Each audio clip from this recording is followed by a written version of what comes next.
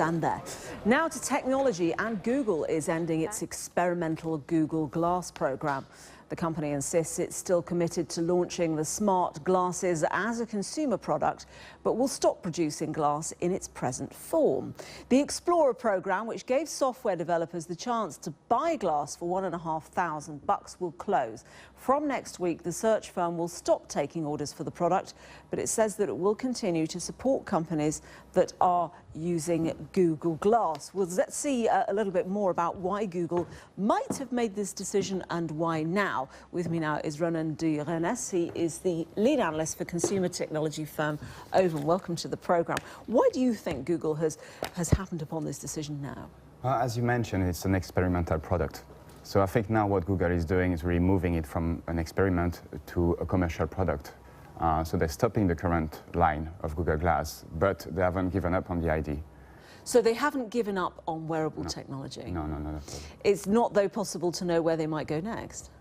Well, I think, we talk a lot about Internet of Things, the smart home. So, for example, Nest, which is like a smart energy monitoring device that you can have in your home.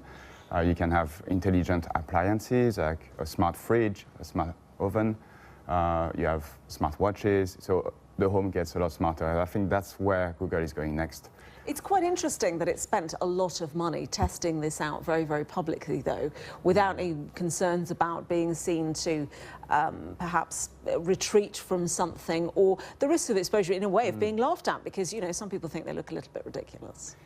Companies like Google, they need to be innovative. They need to be seen as trying new things. And I think it hasn't been that expensive for them as well, because if you see the price point, how much it costs to buy glass, it's quite expensive. So they still make quite a big margin on it. What do you think this means about where technology is going next? What about the next big development? Is it in wearable technology, do you think? Not yes. just wearable, but perhaps, yes. But communicating a lot with inanimate objects like fridges, for example.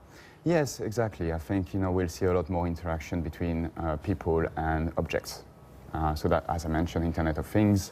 But it's difficult to say, well, but this is going to be a big area in the future. So we forecast about 400 million devices to be sold by the end of 2020.